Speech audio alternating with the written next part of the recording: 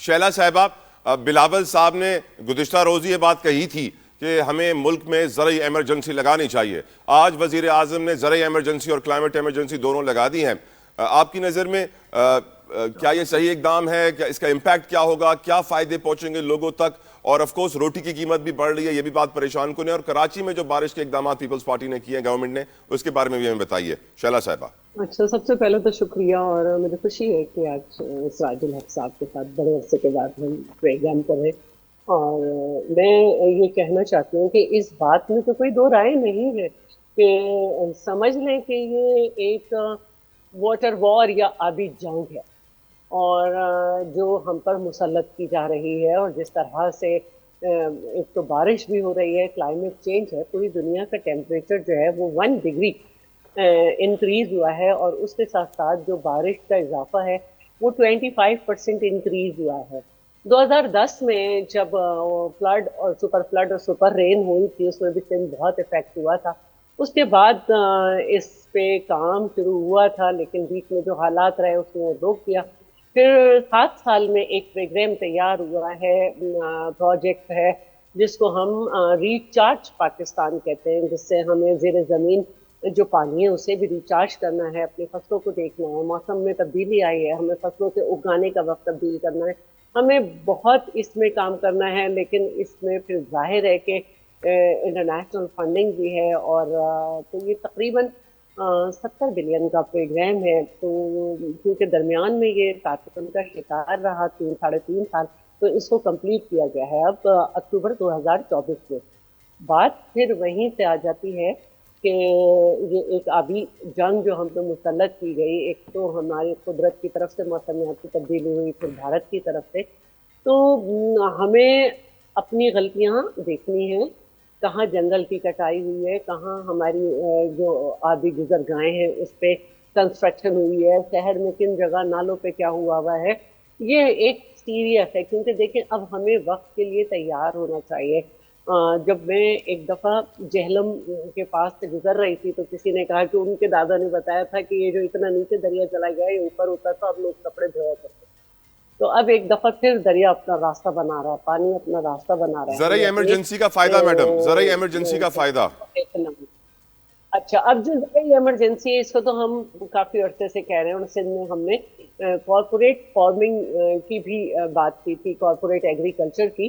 تو ایمرجنسی لگائی ہے، کھڑی فصلیں تباہ ہو گئی ہیں، ہمیں دیکھنا ہے کہ کس طرح سے کون سی فصل کو جو ہے دوبارہ لگایا جائے، کسانوں کو کیا سہولتیں دی جائیں، بیج کھاد یہ سب. تو یہ سارا ہے، کیونکہ اب تخمینہ لگانا تو بڑا آسان ہے نا، سب ڈوب ہی گیا ہے، ہر جگہ پانی ہی پانی ہے. تو یہ ایک ہے.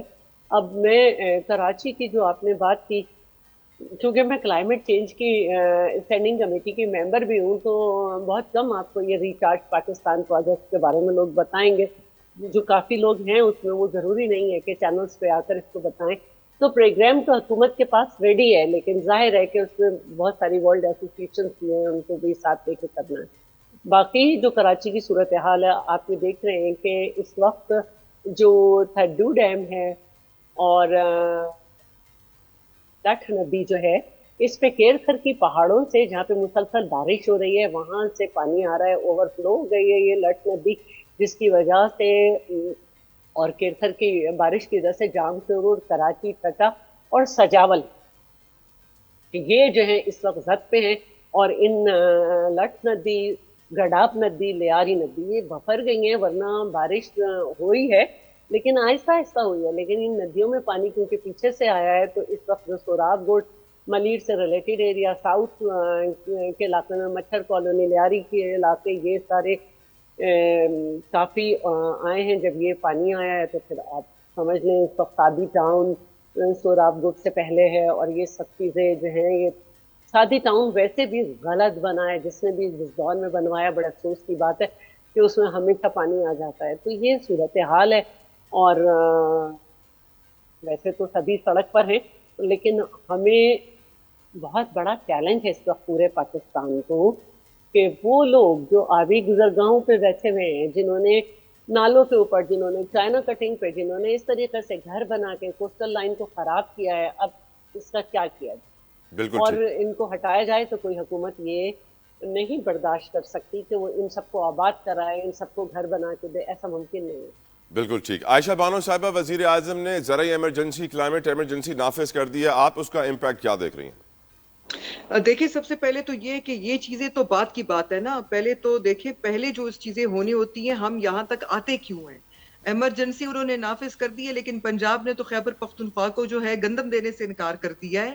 تو اب آپ کو پتا ہے کہ خیبر پختونخوا کی اپنی کیپیسٹی تو ہے نہیں، ہمیشہ جو ہے وہ آتی ہے پنجاب سے، باقی پروونسز میں گندم جاتا ہے. تو یہ آیا اس جو ایمرجنسی نافذ کرنے کا مقصد ان کا صرف اور صرف پنجاب کو سیکیور کرنا ہے، یا باقی پروونسز کو بھی سیکیور کرنا ہے کہ ان کا جو ڈیو شیئر جاتا تھا؟ کیونکہ اگر وہ گندم وہ کرتے ہیں تو کل کو ہم کہہ دیں گے کہ جی ہم بجلی بند کر دیتے ہیں، کیونکہ بجلی کیوں جائے پھر یہاں سے. تو بات یہ ہے کہ یہ تو مطلب ایک فیڈرل حکومت کو اس طرح کی بات کرنا اور اس طرح کے کام کرنا جو ہے وہ مناسب نہیں ہے. سیکنڈلی، جو آپ نے پیچھے جو بات کی اس پہ تھوڑا سا میں کامنٹ کرنا چاہوں گی پلیز. کہ ہم یہ پوائنٹ تک پہنچتے کیوں ہیں. کیا آپ کو یہ پتا ہے کہ پاکستان کی بارش کا پانی، رین واٹر کنزرویشن کی کیپیسٹی کتنی ہے؟ کیا کبھی اتنے سالوں میں اس کیپیسٹی کو انہینس کرنے کی کوشش کی گئی ہے؟ 2021 یا 22 کا کوئی ڈیٹا تھا میرے خیال سے، اور کسی نیوز پیپر میں آیا تھا کہ شاید ہماری کوئی 7 to 8 یا 10% سے زیادہ ہماری پانی کو سٹور کرنے کی کیپیسٹی نہیں ہے رین واٹر کی. دوسرا، 30 دن سے زیادہ ہم پانی نہیں سٹور کر سکتے ہیں. تو دیکھیں یہ باتیں اس لیول تک آئی کیوں، اس بات تک لیول تک باتیں آتی کیوں ہیں؟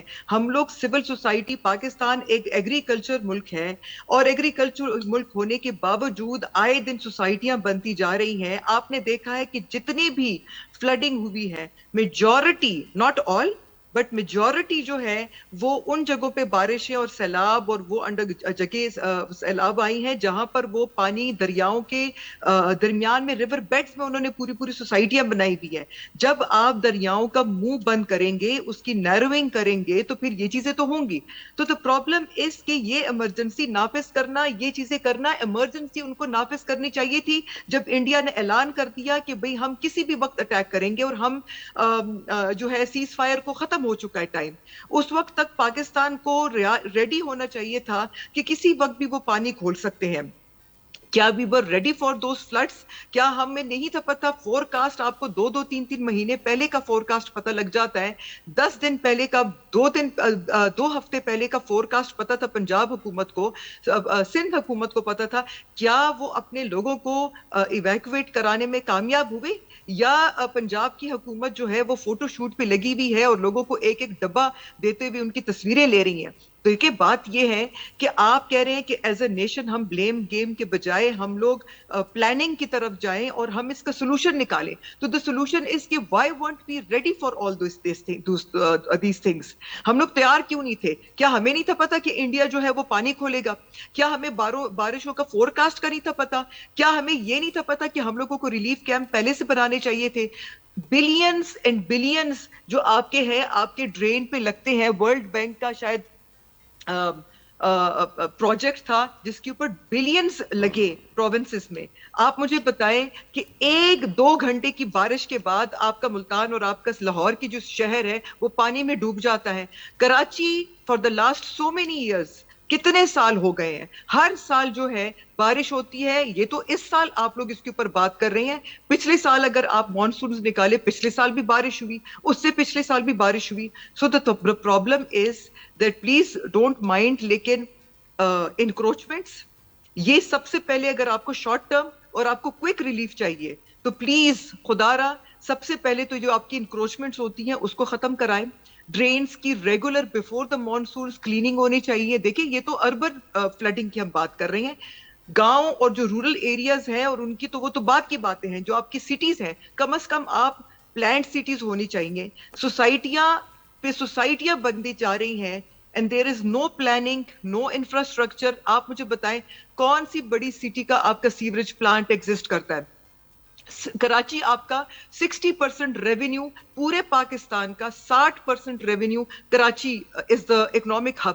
اب آپ مجھے بتائیں کراچی کے لوگوں نے کون سا گناہ کیا ہے جو سب سے زیادہ ریونیو آپ کا وہاں سے جنریٹ ہو رہا ہے، اور وہاں پر اپنی کراچی کے جو لوگ ہیں وہ کشتیوں میں اور بوٹس میں اور رافٹس جو چھوٹے چھوٹے لے کے اس پہ اپنے گھروں سے نکل رہے ہیں. یہ حالت بنی ہوئی ہے. ہم So the thing ہم is شہر that کے it is 46 نالوں کو سمندر میں گرا دیتے ہیں بنا سوچے سمجھے کہ اس کا امپیکٹ کیا ہوگا.